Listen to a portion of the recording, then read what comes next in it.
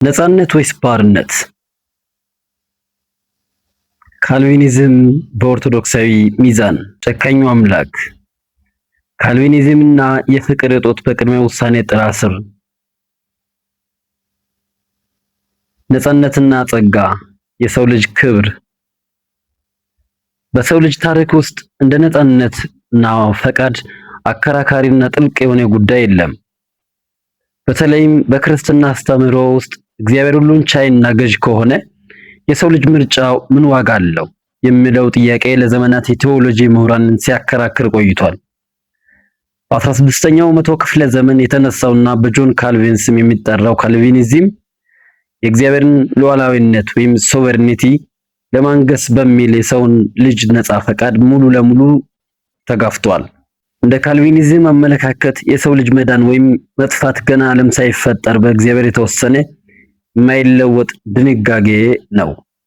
በዚህ ትምህርት ውስጥ ሰው የራሱ ምርጫ የሌለው በጸጋው የሚነዳ ወይም በውድቀቱ የሚጠፋ ግዑዝ ፍጥር ተደርጎ ይወሰዳል።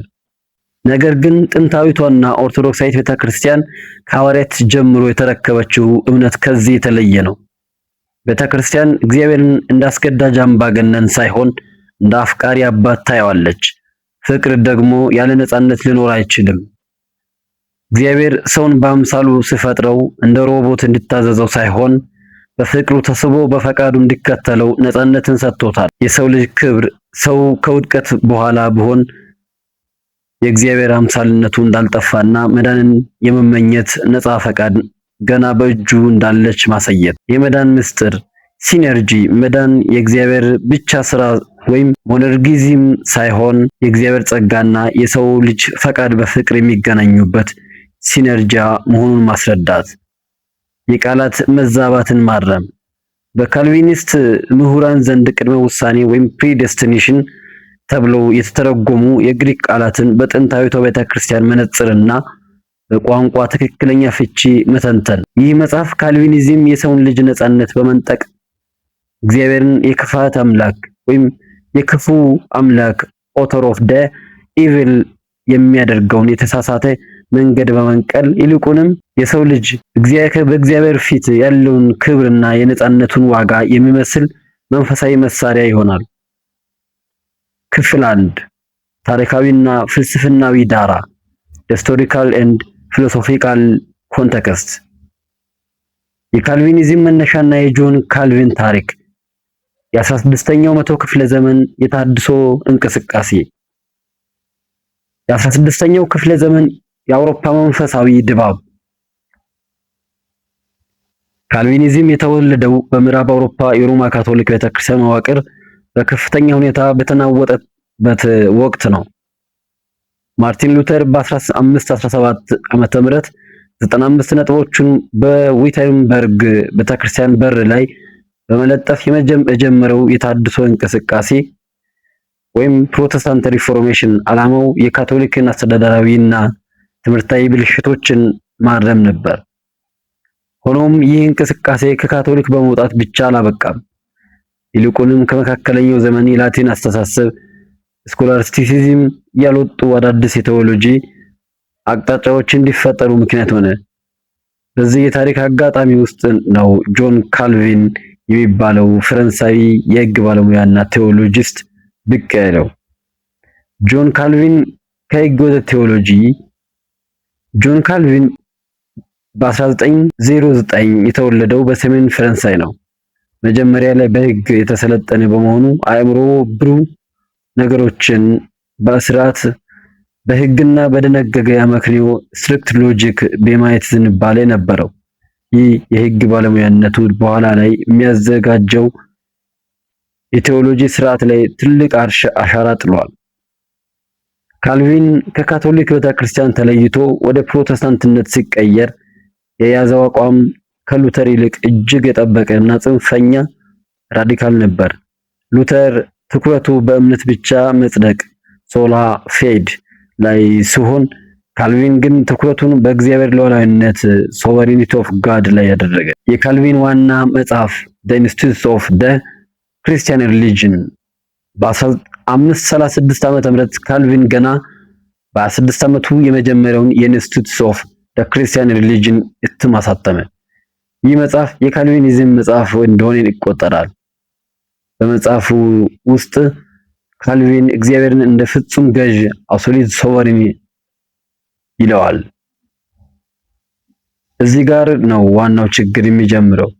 ካልቪን እግዚአብሔር ፍጹም ገዥ ከሆነ በዓለም ላይ የሚከሰት ማንኛውም ነገር ክፉ ሆነ ደግ በሱ ፈቃድና ትእዛዝ ብቻ መሆኑን ያስባል።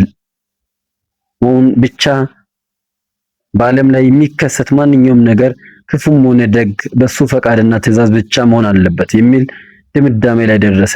የጄኔቫ አስተዳደርና የካልቪን ግትርነት። ካልቪን በጄኔቫ ወይም ስዊዘርላንድ የነበረው አስተዳደር ትምህርቱን በተግባር የገለጸበት ነበር። በጄኔቫ ከተማ ውስጥ ጥብቅ የሆኑ ሃይማኖታዊ ሕጎችን አውጥቶ ነበር።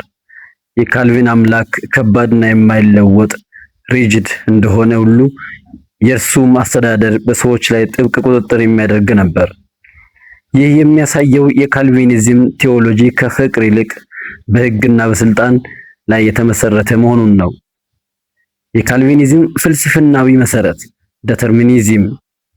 ካልቪኒዝም መጽሐፍ ቅዱሳዊ ከመሆኑ ይልቅ ዲተርሚኒዝም ለሚባለው የፍልስፍና አስተሳሰብ የቀረበ ነው። ዲተርሚኒዝም ማለት ማንኛውም ክስተት አስቀድሞ በምክንያትነትና በውጤት ሰንሰለት የተወሰነ ነው ማለት ነው። ካልቪን ይህንን ፍልስፍና ወደ መንፈሳዊ ዓለም ሲያመጣው የሚከተሉትን ነጥቦች አስቀምጧል። የእግዚአብሔር ፈቃድ ብቸኛ መነሻ ነው። በዓለም ላይ ለሚሆነው ነገር ሁሉ ኃጢአትን ጨምሮ እግዚአብሔር ምክንያት ነው። ሰው ነፃነት የሌለው ሰው ነፃ ፈቃድ ቢኖረው ኖሮ የእግዚአብሔርን ሉዓላዊነት ይሸረሽራል ብሎ ያምን ነበር።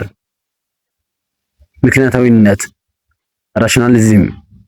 ካልቪን የእግዚአብሔርን ምስጢር በሰው አእምሮ አመክንዮ ለመፍታት ሞክሯል።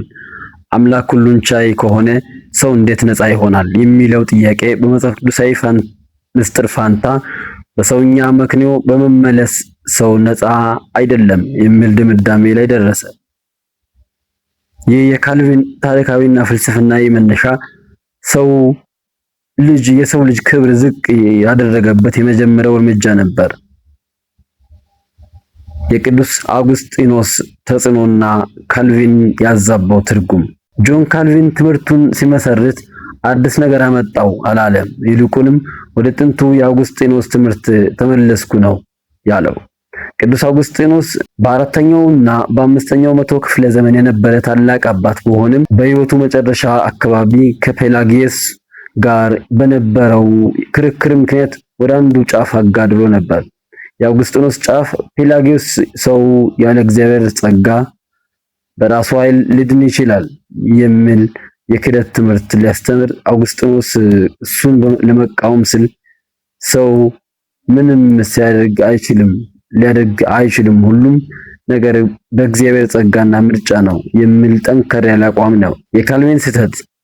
ካልቪን የአውግስጢኖስን ጥንቃቄ የተሞላባቸውን ሐሳቦች ወስዶ ወደ ፍጹም ፋታሊዝም ሁሉ ነገር ተጽፏል፣ አይቀይርም፣ ለውጧቸው።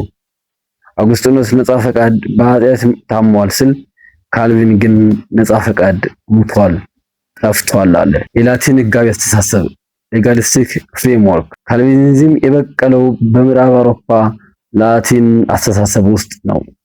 በምዕራቡ ዓለም መዳን የሚታየው እንደ ፍርድ ቤት ሂደት፣ እግዚአብሔር ዳኛ፣ ሰው ወንጀለኛ፣ ክርስቶስ ቅጣቱን የከፈለ ተለዋጭ።